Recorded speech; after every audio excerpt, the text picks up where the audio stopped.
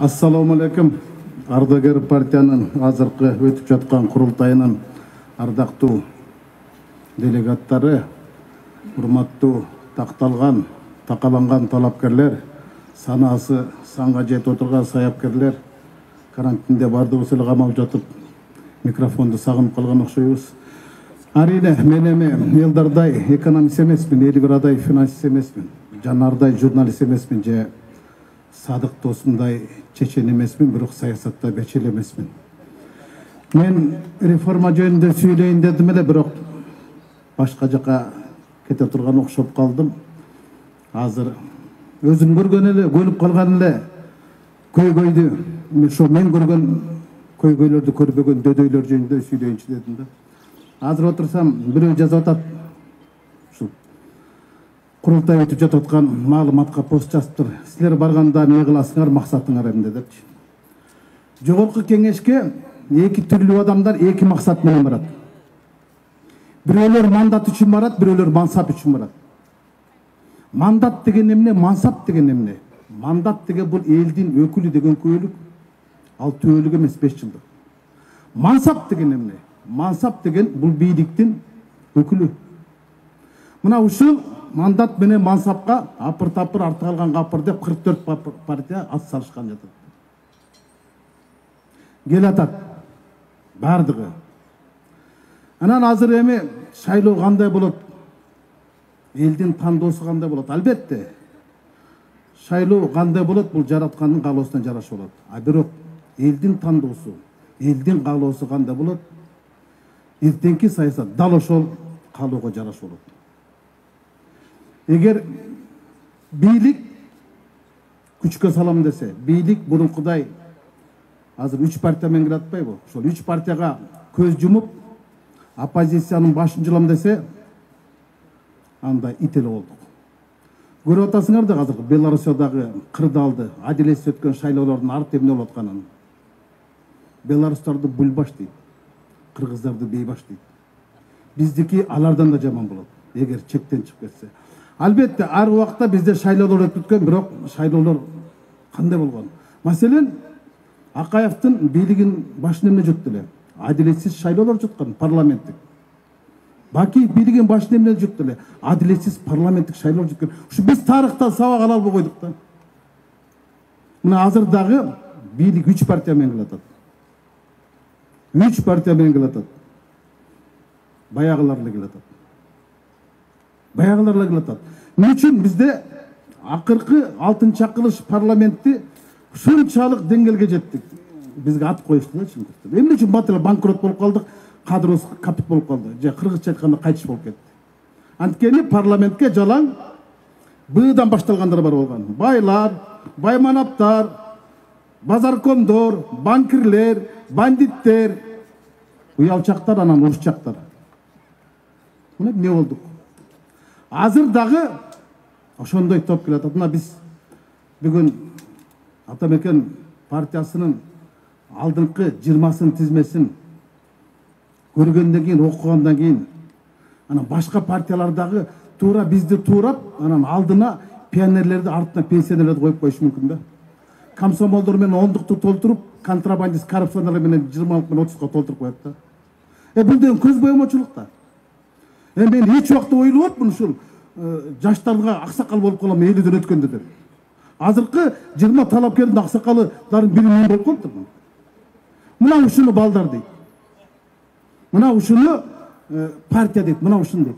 Өмүрбек Чиркешевичтин бүгүнкү билдирүүсү баш тартты деген бул баш катты дегенди билдирбейт.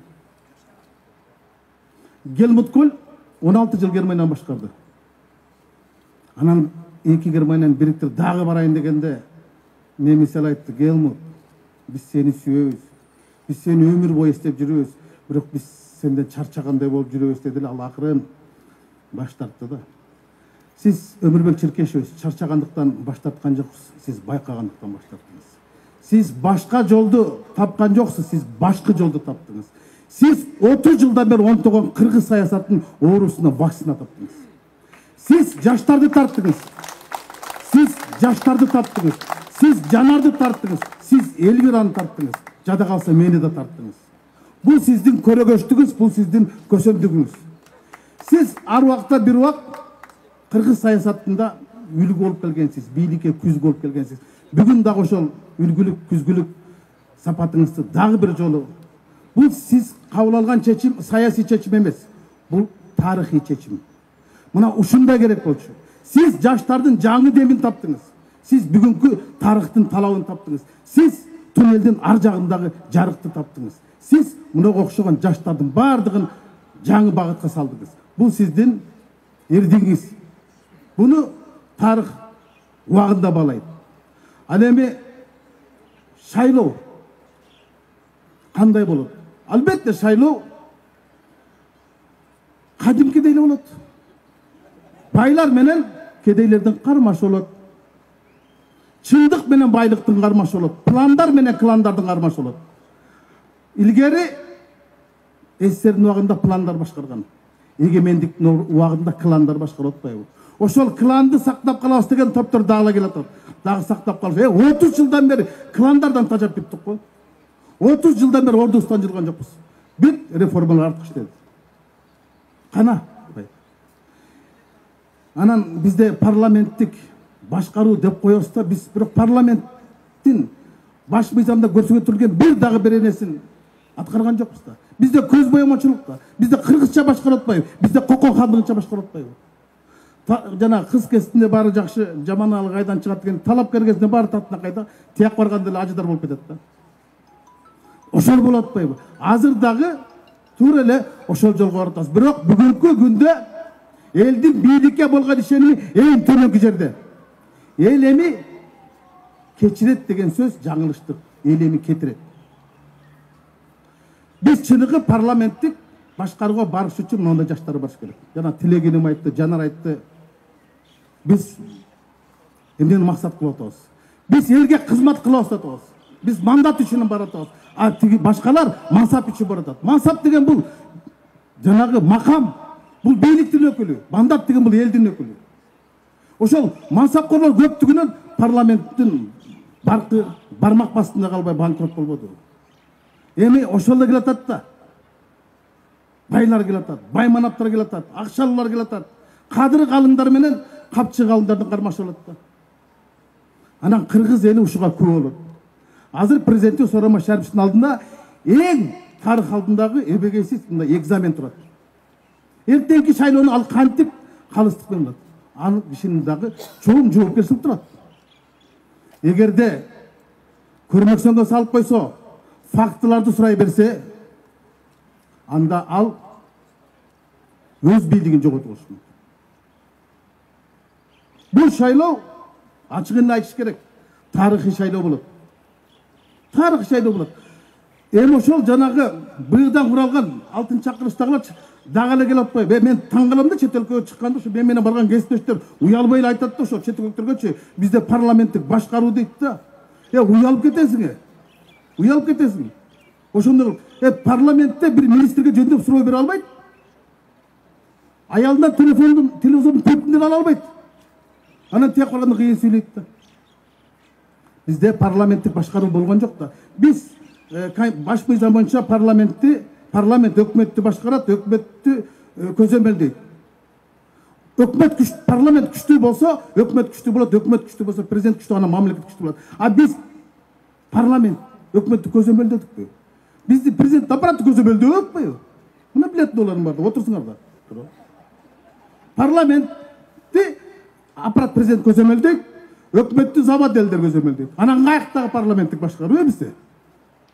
Мына ошол системада эмне үчүн Кокон хандыгында кыргыздар өнүп өскөн эмес, эмне үчүн бириге алган эмес? Ал кезде бай манаптар башкарган жерлерде. Азыр деле ушундай бай манаптар, кудагылар, жегжаттар башкарып атпайбы? Ошон үчүн ордубуздан 30 жылдан бери жыла албай атпайбызбы? Мына жылдыра турган, кыла турган жаштар келатат. Мына ушулар барып, анан реформаларды ишке ашырат деген чоң үмүт бар. Мен эмне эле жанталаш баратып дейсиңер. Ошолор каптап кетпесин өтүп аны бай манаптарын.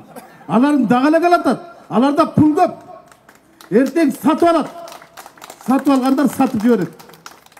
Сатышпадыбы? Сатышты. Bir президенттен экинчи президентке качты, андан үчүнчүсүнө качты, төртүнчүсү качты, азыр деле келатат да. Жолборс терисин жамылган батырлар. Эми айта берсе сөз түгөнбөйт. Алдыдагы шайлоодо Албан мен эмнеге ишенем? Мен элдин бүгүнкү жаңы демине ишенем. Мен жаштардын бүгүнкү демине ишенем. Булар барганда Кыргыздан Кыргыз мамлекети оңолот деген үмүт болот. Эми биз көрбөдүкпү? Мына жаңы эле айтып кетпедиби? Бизди деле айтып атпайбы, каякта жүрдүңөр депчи. Кыргызда сөз бар да, баш иштебесе буттун шору, башчы иштебесе жуттун шору дейт. Бизде өкмөт башчыбыз иштедиби? Эс алууга кетип калып, андан ары отставкага кетип калбадыбы? А биз деле апыр-тапыр деп каникул кетип калбадыкпы? Эл менен чыштап койбодукпу? Бийлик эмне кылды? Эчтек кылган жок. Мына бийликтин эл алдындагы жүзү. Анын жакшылыгы анда эмне? Өз элин өлүмгө түртүп коюп, өкмөт отуруп алды ошол жакта. Элге маска кийгиле дейт, а өздөрү болсо 200 киши өкмөт башчы менен коштошуп атат. Мына үлгү, мына күзгү. Калган сөздөрүм кийин агитация учурунда айтайын. Ийгилик каалайм, жеңишке жете турган жолуңар жакын болсун, аша турган ашуңар жапыс болсун.